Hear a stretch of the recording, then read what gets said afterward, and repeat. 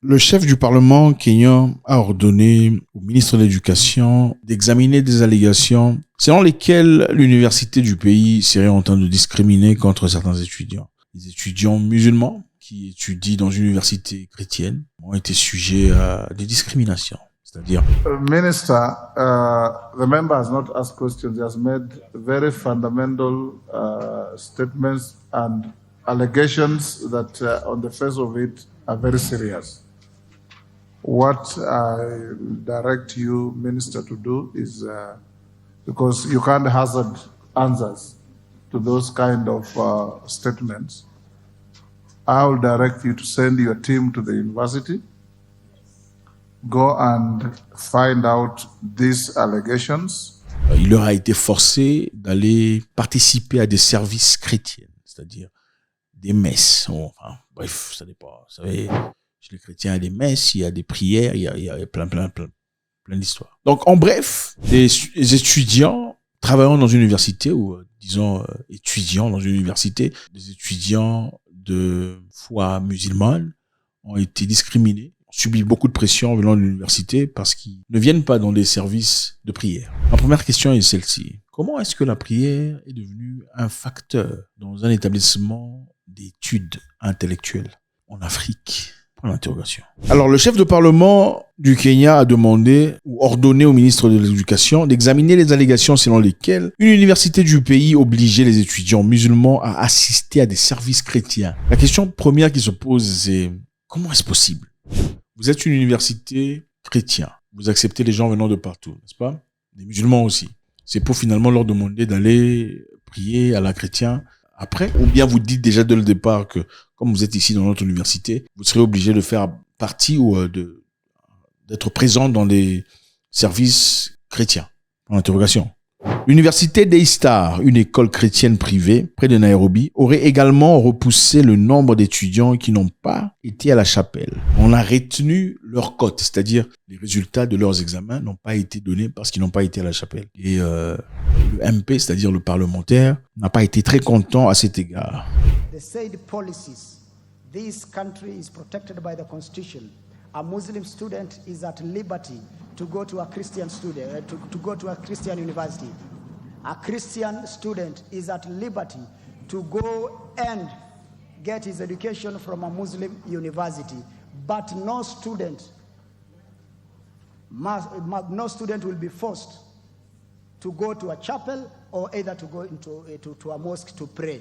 L'université affirme que ce n'est pas vrai, selon les rapports locaux. L'université chrétienne dit que ce n'est pas vrai. Pourtant, il y a beaucoup de gens qui disent que c'est vrai. Donc, l'université chrétienne est en train de mentir. Ah, en tout cas, c'est choquant. Ces accusations ont été formulées au Parlement par le député kényan Mohamed Ali. Évidemment, par le nom, on peut directement savoir que on peut estimer que M. Mohamed Ali est musulman, qui estime que cela va à l'encontre du droit du citoyen à pratiquer librement leur religion. Bon, est-ce que c'est acceptable de forcer un musulman à aller faire des prières à la chrétienne, enfin, prières chrétiennes avec des chrétiens dans une université? Et surtout, lui refuser ses cotes parce qu'il n'a pas été, parce qu'il a choisi de ne pas y aller, à cause de sa foi et ses valeurs. Je ne sais pas, dites-moi. Est-ce que c'est acceptable de faire ça? La question, encore une fois ici, c'est est-ce que ces étudiants étaient informés qu'ils étaient obligés à faire partie de ces séances qui ne sont pas nécessairement scolaires, qui font pas nécessairement partie de leur curriculum. Quand vous venez à l'université, c'est pour étudier. Vous voulez le maths, géographie, sciences, physique et tout le bazar. Ce n'est pas essentiellement pour étudier une quelconque religion, à moins que vous ne partiez étudier spécifiquement une religion. Ma question est celle-ci. Est-ce que l'université a dit ouvertement, en devenant étudiant ici, vous êtes obligé d'aller faire ceci, cela, ceci, cela? Ou bien ils ont simplement dit, bon, vous pouvez venir. Nous sommes une université privée, mais ouverte. Vous pouvez faire ce que vous voulez, il n'y a pas de souci. Mais à partir du moment où vous payez votre frais scolaire, alors là, on vous dit, il faut aussi faire partie des séances, tout ça qui n'ont absolument rien à voir avec le maths, physique, géographie et tout le reste. Est-ce que c'est OK de faire ça? Donc on dit les accusations ont été formulées au Parlement par le député kényan Mohamed Ali, qui estime que cela va à l'encontre du droit des citoyens à pratiquer librement leur religion. Est-ce que vous pensez qu'il a raison? Forcer un musulman à aller faire des histoires chrétiennes, c'est violer ses droits ou pas? Faites-moi savoir si vous en pensez. Le ministre de l'Éducation, Ezekiel Machogu, a relayé les propos de l'université. Après avoir parlé avec l'université dit, on dit que tout le monde sait que c'est une école chrétienne. Dans l'université où tout le monde sait déjà que c'est une école chrétienne. Il n'y a pas d'ambiguïté. Avec ses propres croyances et valeurs. Lorsque les étudiants rejoignent notre école ou notre université, ils acceptent de suivre les valeurs chrétiennes et de participer aux activités spirituelles, a-t-il déclaré. Bon, quand vous partez dans l'autre côté du bouchon, vous partez dans une université, d'accord? Peu importe, une institution. On vous dit clairement que c'est chrétien. Qu'est-ce que vous comprenez? Vous ne pensez pas qu'il y aura des choses chrétiennes qui vont apparaître? Certes. Si on vous dit que c'est chrétien, c'est-à-dire que quelque part, des histoires chrétiennes vont apparaître. Donc, quitte à vous de voir, si vous ne voulez rien avoir avec cette histoire, d'aller chercher une université privée ou une université totalement, où il n'y a pas d'affiliation sur le plan religieux, ou une université carrément de votre religion. Comme ça, vous allez y être peinard, sans difficulté, sans encombre, n'est-ce pas? Mais si on dit que l'université est chrétienne et que vous venez, c'est-à-dire que quelque part, vous serez obligé de vous comporter, en rapport avec ce qui est attendu. Bon, je ne sais pas s'il y a eu des termes et conditions qui étaient impliqués ou qui ont été explicités, mais je pense que déjà par le fait de dire que l'université est chrétienne, c'est quelque part une façon de vous dire, de vous avertir que à un moment donné, il vous faudra aller respecter certaines histoires. Bon, d'un autre côté, pourquoi les Africains se focalisent tellement sur la religion?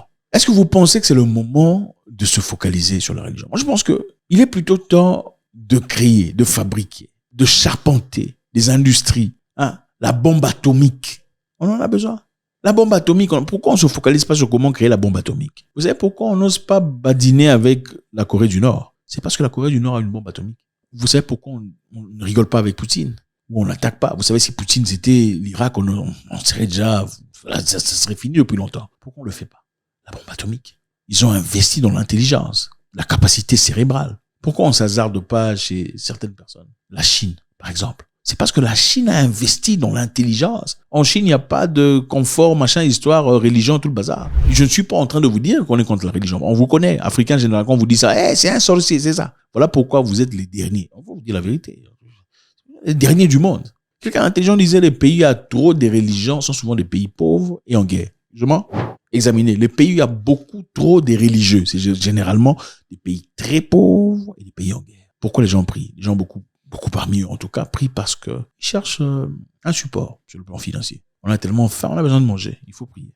Soit on est malade, on est très, très, très malade. Il n'y a pas moyen de il n'y a pas d'hôpitaux, il n'y a pas de tout ça. Il faut prier.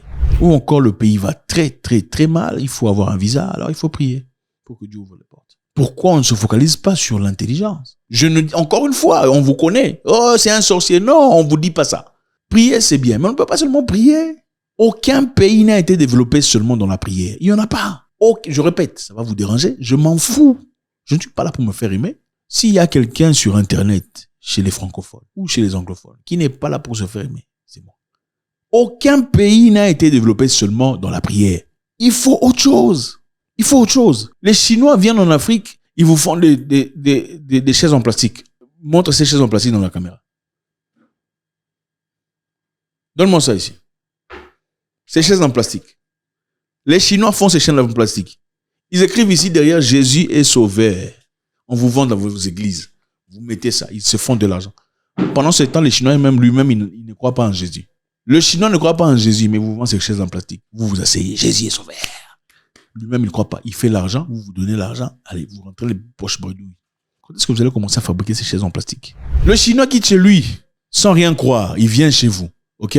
Il vous fait vos sables. Il prend les sables. Il y a un pays africain, il dit, on travaille vos sables. On vous le revend à vous pour faire vos constructions. Ils vous bâtissent vos temples où vous allez crier, les seigneurs, les grands. Mais lui-même, il se font de l'argent, il devient des millionnaires pendant que vous vous pleurnichez la faim, la pleure, la vie n'est pas bien, que le Seigneur descend. C'est difficile. C'est difficile. Il faut vous dire la vérité. On ne construit pas un pays ou un avenir seulement dans la prière.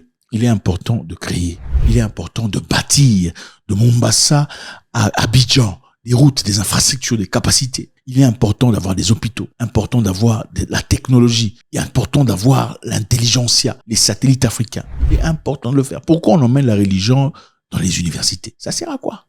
Votre salut, c'est votre salut. Personne...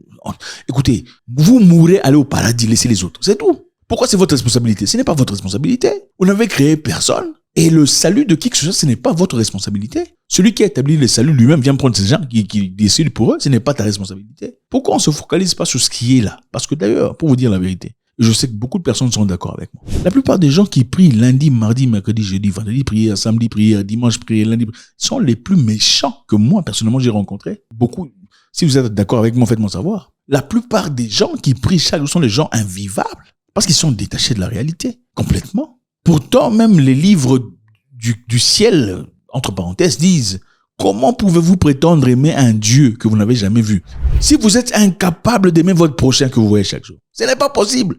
Il faut arrêter de nous mentir. Comment dans un quartier, puis tu vas voir 200 églises? Ce n'est pas possible. Pourquoi vous ne vous mettez pas ensemble? Si vous priez un même Dieu, pourquoi vous ne vous mettez pas ensemble? Priez Dieu ensemble. Dieu n'est pas un Dieu désordonné. Priez Dieu ensemble. Ils vous diront: non, chacun sa vision, et ma vision. Et la vision de Dieu, elle est où? Dans notre histoire. Les jeunes musulmans ont été discriminés à l'université parce qu'ils n'ont pas été dans les célébrations et les services chrétiens. On leur a pas donné leur cote parce qu'ils sont musulmans. La première question est celle-ci. Était-il informé sur le fait que l'université soit entièrement chrétienne ou qu'il y aurait des événements impératifs chrétiens où tout le monde devrait être ou pas? S'ils le savaient, pourquoi sont-ils partis malgré eux, sachant que éventuellement il y aura possibilité d'aller prier et ça serait impératif? On dit à 75%. Il faudrait être là. D'autre côté, au lieu de seulement accuser l'université chrétienne, avez-vous déjà été dans les écoles musulmanes? Ok. On n'accepte pas n'importe quoi. La loi, c'est la loi. Les règles sont les règles. Si tu ne les aimes pas, tu ne trouveras pas ta place. Alors, est-ce qu'il ne faudrait pas accorder aux chrétiens aussi le même degré de respect? À vous de juger. Mais ma finalité est celle-ci. Je pense qu'il faudrait séparer la religion de l'intelligence. La religion des institutions éducatives. La religion et l'intellectuel. Je pense qu'il est important, votre religion est vôtre, on ne viendra pas discuter sur ça, c'est ça. Dans une université, institution de haut niveau, on est en train de se battre parce que certains étudiants ne veulent pas courber leur tête par rapport à une histoire imaginaire ou spirituelle, si vous préférez. C'est choquant. Faites-moi savoir ce que vous en pensez, c'est toujours avec beaucoup de plaisir. God bless.